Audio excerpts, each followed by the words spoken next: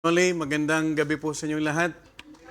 On behalf of Bethany Baptist Church Milan, I'd like to bring greetings to our online viewers, especially for those who are following us through live streaming regularly. Happy midweek service. Today is July 1, and our sub-theme for the month of July is steadfast in friendship. So I hope that we will become friendly and we will be reminded that Jesus Christ is our best friend. Amen? So much for that, tayo po ay magbubukas muli ng ating banal na salita ng Diyos.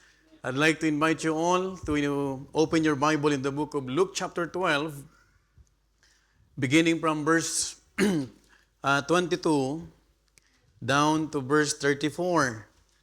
Luke chapter 12 will have a responsive reading as I begin reading verse 22, and then when we reach verse 34, we will read that all together. Can I hear amen? If you are older, the Bible tells us in Luke chapter 12, verse 22, "And he said unto his disciples, Therefore I say unto you, take no thought for your life, what ye shall eat, neither for the body, what ye shall put on. Consider the ravens, for they neither sow nor reap, which neither have stone house nor barn, and God feedeth them. How much more are ye better than the fowls?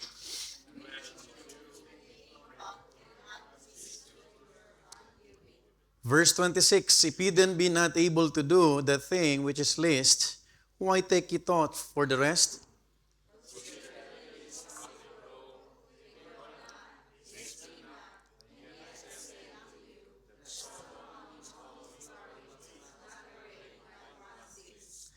If then God so clothe the grass, which is today in the field, and tomorrow is cast into the oven, how much more will he clothe you, O ye of little faith?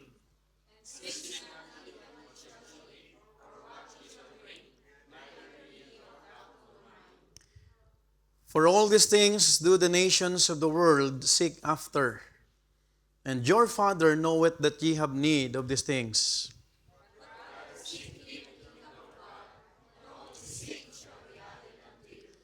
Fear not, little flock, for it is your Father's good pleasure to give you the kingdom.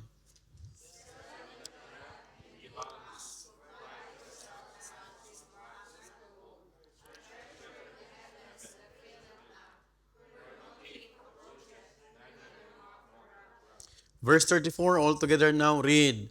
For where your treasure is, there will your heart be also. Father God, in Jesus Christ we pray.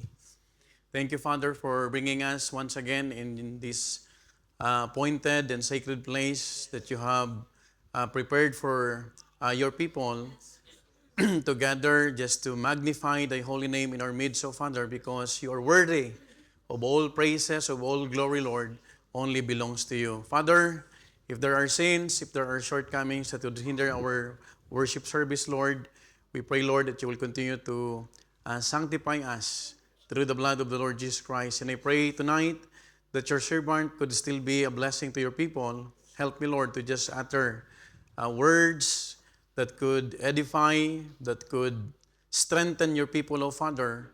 Or even, Lord, I pray that you will give us spiritual illumination, Lord, so that we could truly understand those principles that you have prepared tonight. Thank you once again, Lord, for what you have done, for providing our needs, and even, Lord, for protecting us. We remember our sick brethren. I pray, Father, that you would continue to touch their bodies so that they could be with us in the coming days, O Father. Lord, we don't want to be magnified in our midst, O Father. We bring back all the glory in the mighty name of the Lord Jesus Christ. All the people say, Amen. Amen. Please be seated. Luke chapter 12 is a trust chapter. Let me repeat. Luke chapter 12 is a trust chapter. Now, repeated throughout the chapter are principles, parables, and even lessons in where to put our trust in a world where nothing is certain. You know what? In this world, everything is uncertain. Kung meron man tayong dapat na panghawakan at sigurado lang, ay yung favor ng Panginoon. Kahit anong plano natin sa buhay, kapag hindi pa yan niloob ng Panginoon, we will just be what? Disappointed. Now, He tells them not to fear men, not to trust in riches, not to be consumed with worry, and lastly, to live in readiness for His return. You know what? Every time we are reminded that God will return, it's a comfort. Ang ibig sabihin nito, lahat ng paghihirap ng bawat isa ay matatapos na. And again, He redirects their eyes from earthly securities to their heavenly Father. Now, in the passage that we have read from verse 22 to down to 34, the Lord Jesus Christ addresses one of life's greatest struggles. And that is what? To fear of the fear of nothing, of having enough. Let me repeat. One of the greatest fear or struggles that a person could have, even if you are a believer, that is the fear of nothing having enough. Maraming tao, kahit Kristiyano, hindi sila natatakot o nag-i-struggle dahil wala sila. Kundi ang struggle nila ay parang hindi sapat. Today is the 1st of July, and in this month, lahat tayo kapatid dito sa Europe, kahit Malta or anywhere in Europe, we will all experience, at alam ko, lahat po tayo nakakaranas, na pag ganito pong mga buwan, the employers are now starting to go on vacation. Isn't it? If you are a part-timer, you know that July and in the month of August is a lean season for income. Kasi maraming amo ang kung saan-saan nagpupunta. Why? Because to tell you the truth, Europeans they have God, the small God, and their God is vacation. Pinaghandaan nila, pinag-iipunan sa buong taon, para sa buwan ng July or August, yun po ang kanilang pagkakagastusan. Are you following? That is a European mentality. Now, makikita natin, kapag tayo ay nagtatrabaho, whether we like it or not, kapag umalis ang amo, you will be affected. Especially, I've mentioned, for those part-timers. Kasi may mga laboro-nero tinatawag tayo. Pag sinabing laboro-nero, pag wala kang trabaho, wala ka ring sweldo. Now, it can also mean more food expenses. Kasi yung iba, pag nandyan ang amo, nakakasabay na sa gastusin. Isn't it? Or, makikita natin lagi, and you will agree with me kasi lahat tayo ay nagsasuffer ngayon, na-experience yung heat wave. With the scorching heat, it means it is a higher electricity bill. Ito yung mga buwan na matataas ang bills. Narinig natin yung testimony ng isang kapatid natin, Preacher Noli. No? Na talagang makikita mo, I've been praying for this specific prayer request of Preacher Noli, nakalagay doon financial, no? Breakthrough or financial provision, because makikita natin kapag dating sa mga ganitong panahon, whether we like it or not, we are affected. The expenses pile up, while at the same time, income decreases. And when we lack, our natural tendency is to look at our wallet. Tama po ba? Our bank account. Kung meron kang mga nakatabi dyan. Tama po ba? Or employer. Minsan, iniisip natin, baka naman magpaiwan to ng bonus bago magbakansa. And alam natin kapatid na may mga generous tayong employers. But not all. Yung iba naman, mas generous sila sa pagkaing aso. No? Pagdating sa pagkain ng pusa, talagang walang limit. Yung pinakamahal ang bibilihin. Now, makikita natin, or the economy, but Jesus lifts our eyes away from our circumstances and points us to truths that never change. What is that? Mga kapatid, this is what Luke chapter 12, the trust chapter is for. So tonight, I hope that this message will be truly a blessing to all of us. And I hope that this message is my utmost desire that this message will become an encouragement. No? Sa bawat isa. And I'd like to submit the title tonight that I would like to preach, a message entitled, Where to Look When You Lack. Tonight, let us talk about a message entitled, Where to Look When You Lack. Saan ka titingin kapag kulang? Sino po sa inyo ang hindi nagkukulang? At titignan kita. Hello? Are you following? Every believer, every Christian, darating ka sa point ng buhay mo na minsan kulang. Are you with me? That is why it is very vital for us to be reminded where to look when you lack. I'd like to submit the 3 places to look at when you lack.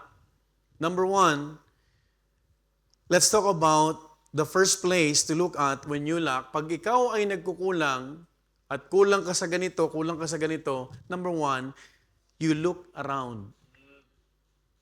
Are you following? You look around.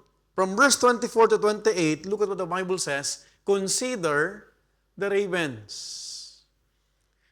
For they neither sow nor reap, which neither have storehouse nor barn. And God, what happened? Feedeth them, how much more are ye better than the fowls? Verse 25.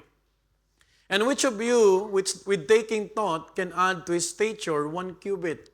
Ibig sabihin, sa kaka-worry natin, magbibigay ba yan solusyon kung puro ka alala? In verse 27, 26, if ye then be not able to do the thing which is least, why take you thought for the rest? So, may mga bagay na kahit anong isip mo gamitin, kahit bagong tulog ka at marang nakapagpahinga ka, kahit ano pang isipin mo dyan, walang mangyayari. In verse 27, consider the lilies. Lo and behold, another object that God, the Lord Jesus Christ used, sabi niya, consider the lilies. How they grow, they toil not, they spin not, yet I say unto you that Solomon, in all his glory, was not arrayed like one of these. Last verse. If then God so clothed the grass, which is today in the field, and tomorrow is cast into the oven, how much more will He clothe you? What's the next statement? This is in the form of a question. O ye of little faith. As I've mentioned a while ago in our introduction, when we lack, our natural instinct is to look inside. Tama po ba? It can be inside your wallet. Ilan na lang ba? Aabot ba ito ng September? Are you with me? Pag pauwi ka ng Pilipinas, titignan mo, ito bang pera kong dala ay aabot ito kahit man lang sa buwan ng August.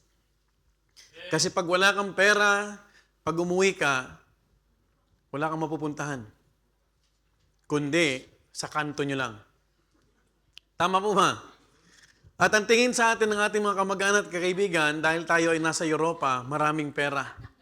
Hindi nila alam, tayo ay nabubuhay lang sa biyaya ng Diyos.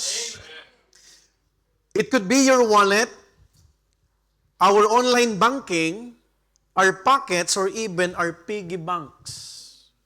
Umaabot sa punto na yung piggy bank, dapat month of December, month of August pa lang, medyo napipisa na.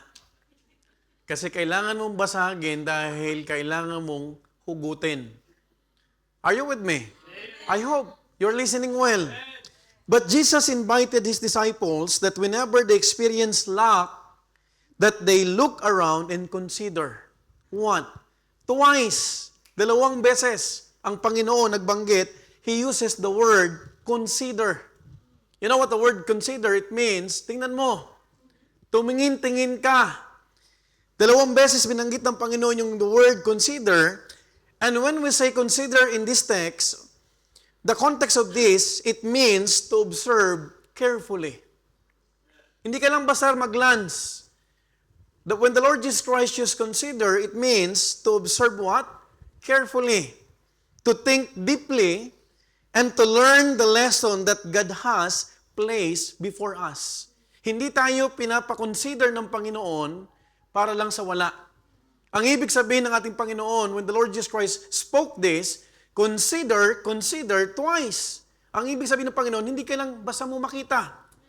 Kundi, tignan mong mabuti and you think deeply because He wants us to see God's provision in creation. For the ravens and the lilies reminds us of His what? Faithful care. You know what, folks? Why did Jesus Christ say, consider the ravens? Have you thought about this? Bakit ravens? Ano bang ravens? Uwak.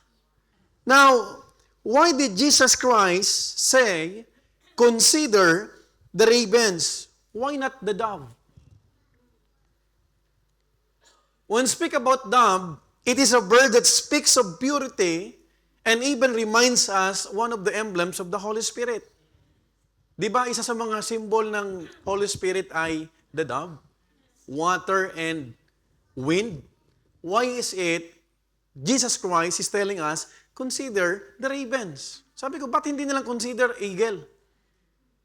Consider the doves. Why not the dove? A bird, no? Why not the sparrow? A little bird that Jesus Himself used earlier in this chapter. Why? The question that lingers in my mind, why raven? You know what, brethren? The raven was not a beautiful bird. Pag pinag-aralan mo ang raven sa Bible, it was not a clean bird. Isa tong uri ng ibon na madumi. In fact, under the law of Moses, it was considered and declared as what? Unclean.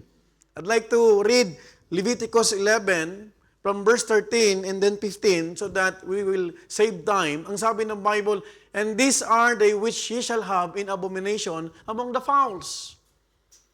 They shall not be eaten. Imagine. They shall not be eaten. They are what? An abomination.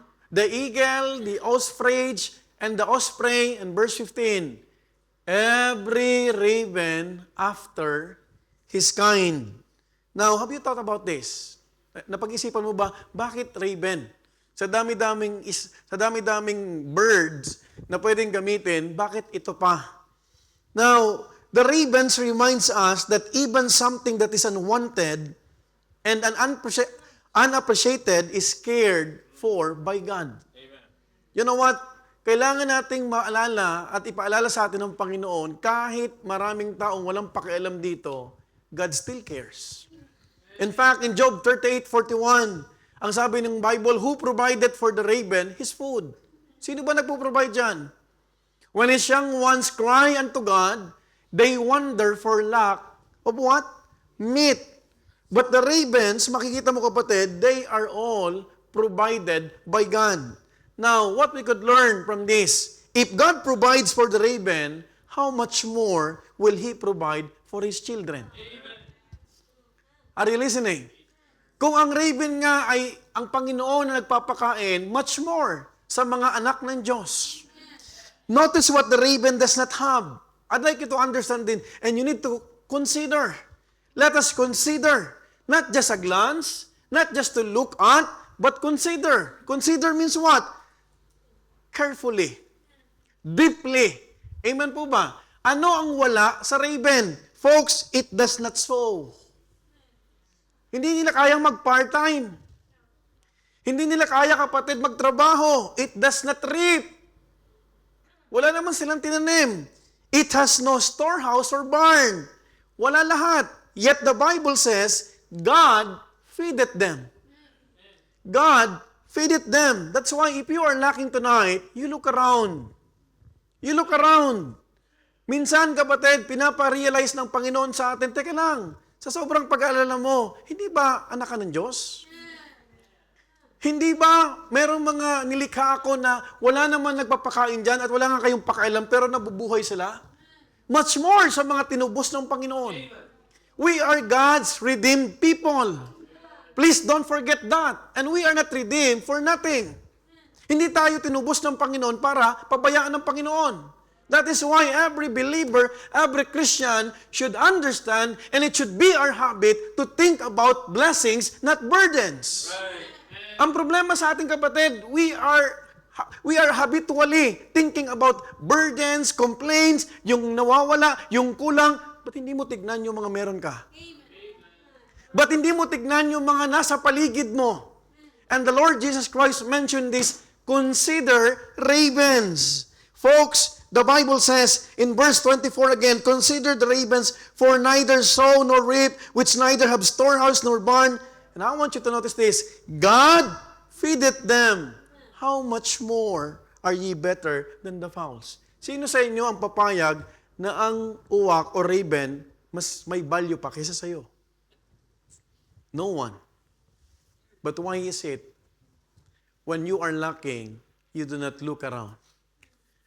There's a place that we need to look at when we are lacking. Kung tatanungin natin yung kulang natin, alam ko marami kayong sasabihin, kulang ako sa ganito, pastor. Kulang ako sa pera, kulang ako sa pagkain. Yung iba naman, kulang sa pansin. Hello? But the Bible tells us, Jesus Christ Himself, not the apostles. This is a teaching, direct teaching of the Lord Jesus Christ. Hindi ang nagsasalita rito mga apostoles. Tao lang. It's the Lord Jesus Christ. Meaning to say, the ravens do not have savings to look at. Security to lean on. Salary to expect, or storage to preserve, but it has a creator who cares for it. Tayo may mga trabaho. Do you have work? Do you have refrigerator? Tama po ba? Do you have your house na makakatulog ka? Silang wala. But they are being what? Supplied. That is why the Lord Jesus Christ Himself, sabi niya, you try to look around. You consider raven. Tama po ba? Kasi pag kalapati, baka may gumawa ng bahay pa. Ay, may gumawa dyan kalapati. Pero to raven ginamit dahil walang pakialaman tao. Maduming ibon. Are you following? Yung mga hindi pinapansin because itong mundo na to ang pinapansin lang kapag meron ka. Folks, pero ang Panginoon, kahit wala ka, kahit kulang ka, pinapansin tayo lahat ng Diyos. That's a big difference, my dear beloved brethren. And Jesus says, how much more are ye better than the fowls? You know what? Let me encourage you tonight. God knows our needs. Can I hear amen? God knows our bills. Alam niya yung babayaran mo. Alam niyang may parating pang, naku, bukas ka ng bukas ng aircon. Di bali na, basta makatulog lang. Gusto mo magtipid pero hindi mo magawa. Kasi kung pipiliin mo hospital, di ka makatulog. O makatulog ka, isipin mo na lang yung bill. You let God think about it. God knows our due dates. Kaya nga kapatid, merong shortage. Minsan nagba-blackout dito sa Milan. Why? Kasi lahat gumagamit ng aircon. Gumagamit ng ganito. And thank God kapatid, dahil ang problema natin ngayon ay hindi pa yung pinakamatinding problema. The worst scenario, the worst problem is the hell wave. Not the heat wave. Lahat ng parte ng mundo ngayon halos mainit. Pero wala nang kasing init sa impyerno. And thank God because He has been provided our eternal place. Yung iba, walang pag-asa. Nainit na sa mundo, pero pagdating pa sa ikalawang buhay, mas lalong mainit at wala nang labasan doon. Pero tayo kapatid, we are already sealed. The place were already what? Provided. Thank God because alam ng Panginoon, the question is, will we trust God? Will we trust the God that will provide for us too? For we are more than fowls. Folks, Bethany, Milan, and outreaches, let us be reminded, tayo po ay masigit pa sa mga ibon.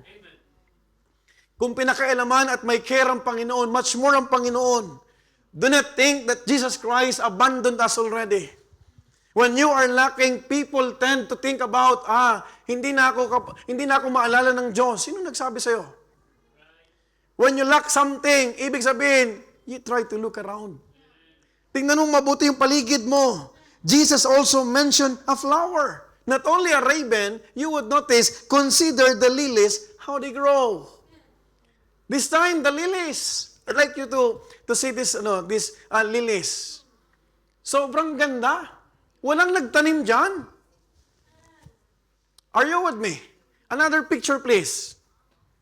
Look at the lilies. Now, lilies don't need food. They don't eat like people and animals do. And take note, its lifespan is also short. Mabilis lang. Have you seen lilies being offered in the church?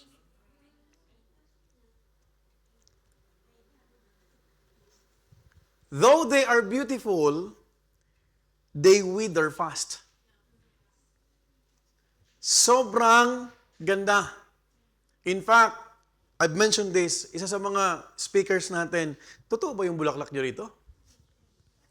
Kasi parang plastic, parang artificial. Lahat po dito organic. Wala po dito nagpapanose lift. Lahat ng kilay dito totoo. Hello? Wag lang po umulan. Pag hindi nyo nakuha yan, go back to the lesson. Consider the lilies. You know what? They toil not. The Bible says they spin not. They do not weave garments. They make no effort to dress themselves. But God, I want you to notice this, clothes them beautifully. Sinong nagdamit dyan? Sino nagpaganda dyan? Bakit natin ino-offer? Kasi maganda. Pero have you realized sino nagpaganda nito? Di ba ang Panginoon? Amen. Amen po ba? Tuwan-tuwa tayo mag-offer. Tuwan-tuwa tayo, wow! Lilies! In context to ngayon Wow! So beautiful! Look at the flower! Sabi ni Gab, flower! Dad, flower! Pero nung in-offer to, wala ni isa man sa atin ang may ambag na pagandahin siya. Are you following? That is why the Lord Jesus Christ Himself said, consider lilies. When you lack something, you go around. Amen po ba? Huwag mo lang tignan yung bulsa mo. Tignan mo muna yung iba. Kasi sa kakatingin mo sa sarili mo, baka may mas mabigat pang pangangailangan yung iba. You know what, my dear beloved brethren? It's so beautiful that even Solomon, in all his glory, is not as beautiful as the dress of the lilies. Imagine, the king's robe. Jesus Christ mentioned Solomon. Ano ang ibig sabihin ng Panginoon? Bakit binanggit pa si Solomon? Because Solomon, he is one of the richest, wealthiest, and he wears every day, what? Maari kapatid, expensive robes. Pero kapatid, mas higit pa rin yung lilis na to. Kasi lahat ng sinusuot ni Solomon ay gawa ng tao. Are you following? Pero yung mga bulaklak na ito, walang kasing ganda. Are you with me? That is why Jesus Christ Himself said, consider lilies. Consider ravens. You know what, brethren? If anyone knew splendor or opulence, it was Solomon. Kung sino man ang taong nakatikim ng fine cotton, premium, textile, embroidery pa yan, one of the best mga embroideries na makita mo, designs and other things. Wala yung mga fashion ngayon. It was Solomon. It was King Solomon. Why? Because we know for a fact, pag binasa mo kapatid ang Solomon, yung garden pa lang, sobrang ganda na. His palace was magnificent. His throne was overlaid with gold. Kahit yung templo. His garments reflected the wealth of an empire. Imagine yung mga, dahil sa talino niya, sobra, wala ka nang hanapin, gwapo, matalino, mayaman, at ang hinahanap ng mga young people. Pastor, kahit hindi na gwapo, basta mayaman. Wala kang masabi. But remember this, yet the lilies were more superior. Why? Because all of Solomon's glory was the work of human sense. Walang kasing ganda ang natural. Alam mo, papiliin ako kung saan gustong tumira, nature o kaya yung mga matataas na high-rise building. Nature ako. Because in nature, tumira ka sa Switzerland, tumira ka sa bundok, you will feel the breeze of mountains. Punta ka ng Dubai, punta ka ng Pilipinas, Makati, Alikabok. Lahat artificial. Right? Tama po ba? You know what? The beauty of the lily is the work of God's hands.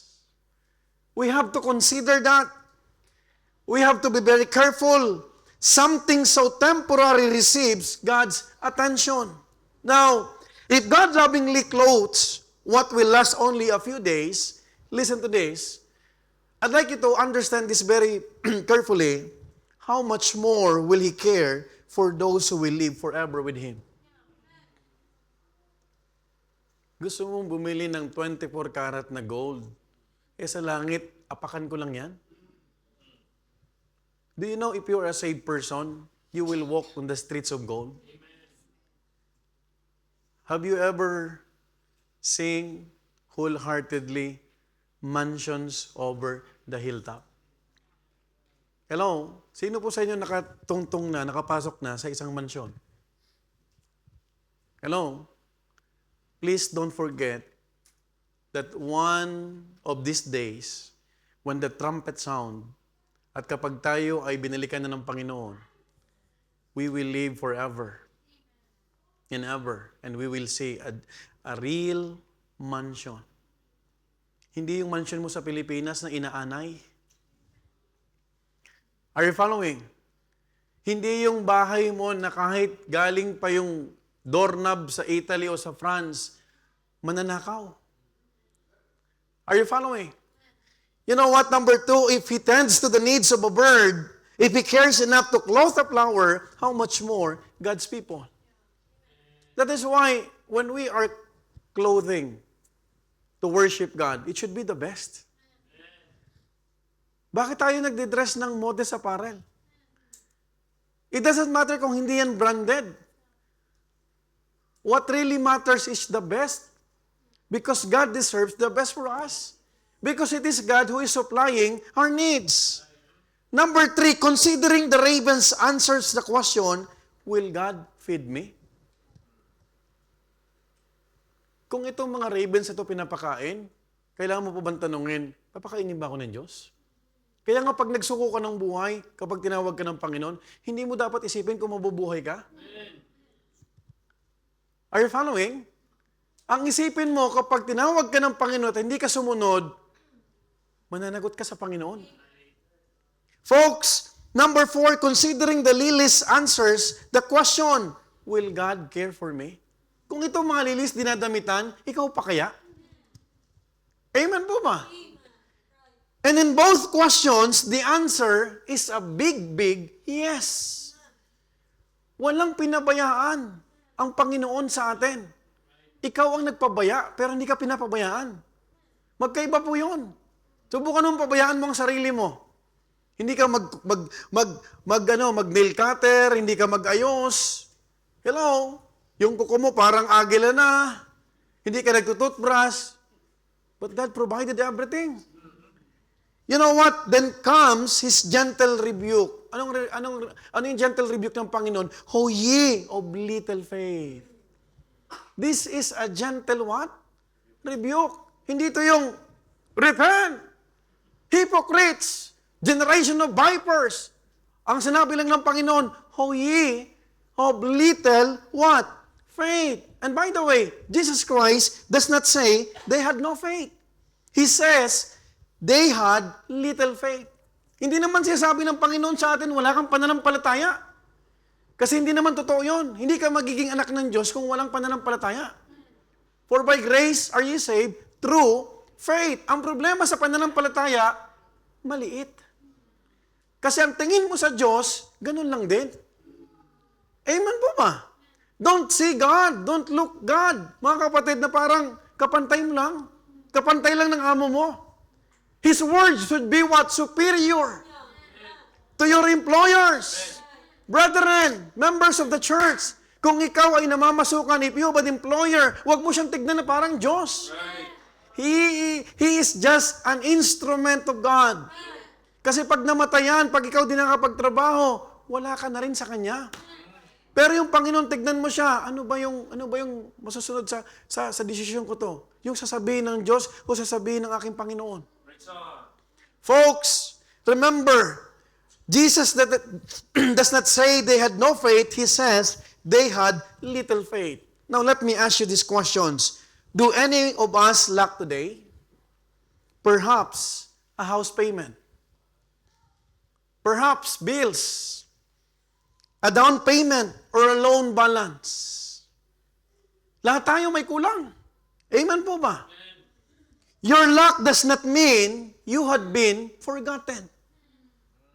Yung kulang mo ngayon, hindi nangangahulugan, pinabayaan ka ng Diyos. Ang kailangan mo ngayon, tignan pa rin yung kalooban niya. You know what, brethren? The same God, mga kapatid, do not measure God's love with your bank account. Na pag wala ng pera, parang ang Diyos, humihina ang power. Are you following? You know what, my dear beloved brethren? The same God who wills to bless you is the same God who provides when He comes to test you. Have you heard the testimony of one of our preachers? He was praying hard, financial provision, and here comes the payday. He received an envelope. 25% increase. Yun ang narinig ko. Correct me if I'm wrong. Because God knows everything. Yung alala mo, nag-alala. Kapag nag-alala ka, ang una mong maisip, hindi mo na ako magta-tithes. Hindi mo na ako magbibigay sa mga ganito. Uunahin ko muna yung sarili ko. But here comes the payday. Alam mo ba, pag tinek mo yung sweldo mo, salat na salat. That is why, when you learn to trust the Lord, when you are lacking, you go around. Dalawa pa lang ang pinapatingin ng Panginoon sa atin. And He is not requesting us to just what? To see them. To what? Para lang makita, yung palang uwak, Lord. No. Consider them. Amen po ba? You know what? In abundance, be faithful. But in lack, don't have little faith. Ang Panginoon, kaya kang itawid kahit hindi pa September. Huwag mong tignan ng Panginoon, Lord, mabubuhay ba ako hanggang August or September? Ganun ba ang Diyos sa atin? At taon-taon, darating ang July, August. Hindi ito mawawala hanggat hindi pa bumabalik ang Panginoon. Gising! It's a yearly months. And there is what? Lean seasons. And every time, kapatid, na nag-aalala ka, every time na may kulang, at by the way, lahat tayo may kulang. At kapag may kulang, anong dapat mo makita at tignan? Yung Panginoon. Saan yung Panginoon? Hindi ko makita. He's a spirit, pastor. That is why Jesus Christ said, consider the lilies. The ravens. Hindi pinapakain, hindi naman nagtatanim, walang storehouse, walang aircon, pero nabubuhay. You know what? You look around you and see how even His creation declares that the God we serve is the God who provides. Question, are you serving the Lord? He will provide. You cannot claim that God will provide if you are not serving. Yan ang problema.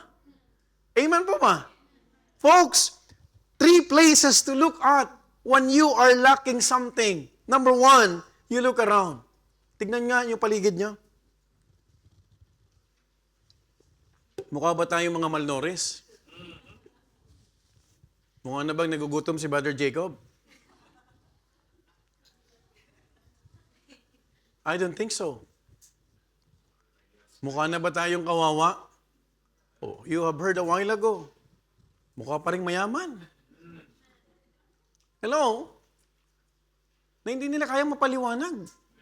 Alam mo yung mga yan, ang gagara naman namit. Okay sila. Parang ang dami nilang pera. Eh mahirap ka na nga, magmumukha ka pang pulubi. Sino maniniwala pa sa'yo? Hindi ka naliligo. Hindi ka nagsishave. Are you following? Folks, you look around. Because we are more than fowls. Number 2, do I have a time?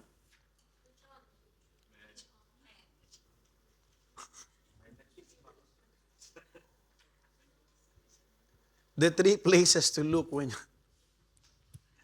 you lack something. Natatawa ko eh. And we will continue next week. Mahaba to eh.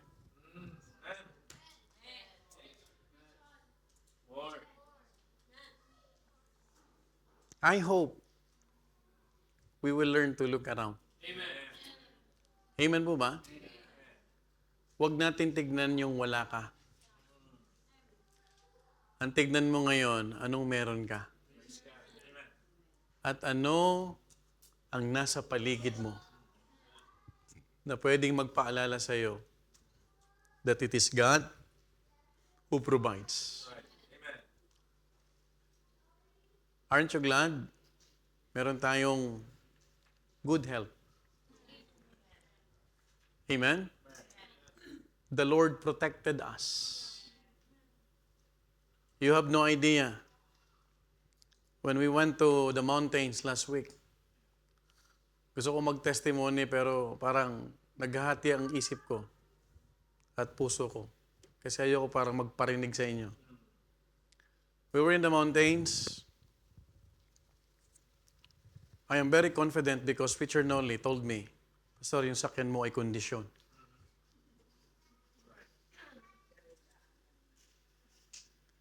And then here comes the steep mountain. May kasunod kaming sakyan. So ang tendency, hindi ka makapagpa-drive ng mabilis. So nung paliko na, may sakyan palang kasunod. So what I did is, nakatersera ako, bigla ako nagminor. Segunda, para bumuelo. Mabagal yung sinusundan ko. And here comes. Hindi ko pinapahalata sa mga kasama ko sa sakyan na kinakabahan ako. Kasi yung pedal, kasi manual, pag manual ka, ramdam mo. Hindi yung katulad ng automatic. For those drivers who are driving cars, you can relate. Pagdating ng sinugunda ko, naipit yung sakyan. Hindi humahatak. What I did is magpremera ako.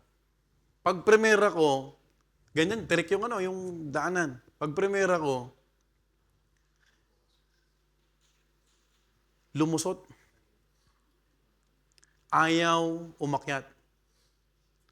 So what I did, instinct, yung parking na preno. Amoy yung clutch.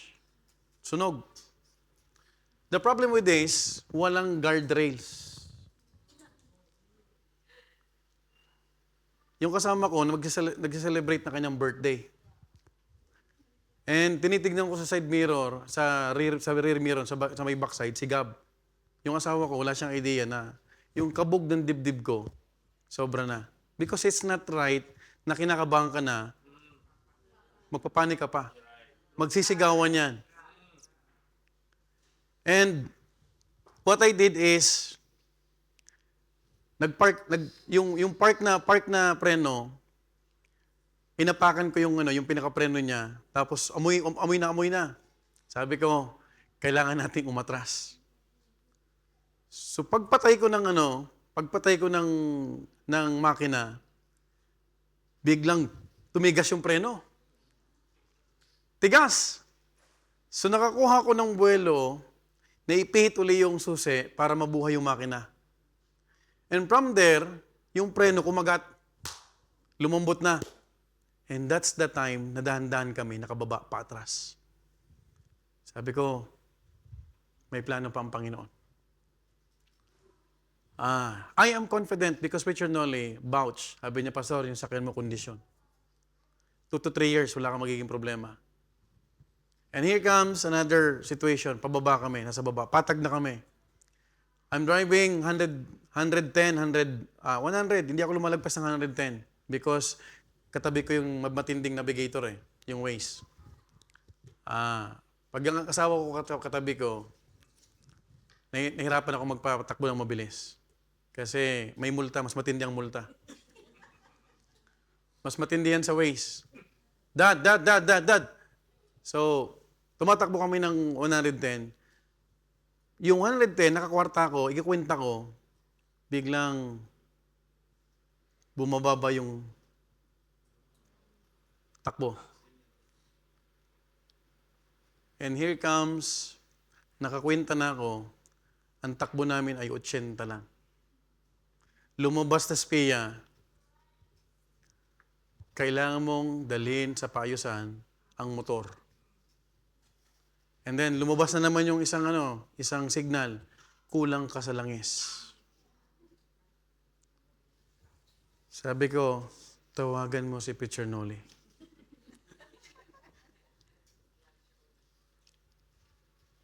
And then, Preacher Noli advised me, Pastor, itigil niyo muna. Pagpahingay niyo ng 15 minutes. Kaka-chainsaw ilang, kulang sa langis. So, I was thinking, sabi ko, magkagipitan, maghahanap ako ng parking, yung paid parking. Iiwan ko sakyan, at ang aabalahin ko, si Preacher Noli. Sunduin mo na kami ito, kasi bukas, worship service na. So, pagdating ng 15 minutes, inopen ko lang yung makina, tumakbo yung sakyan. Sabi ko, Lord, pauwiin mo lang kami. Last na to.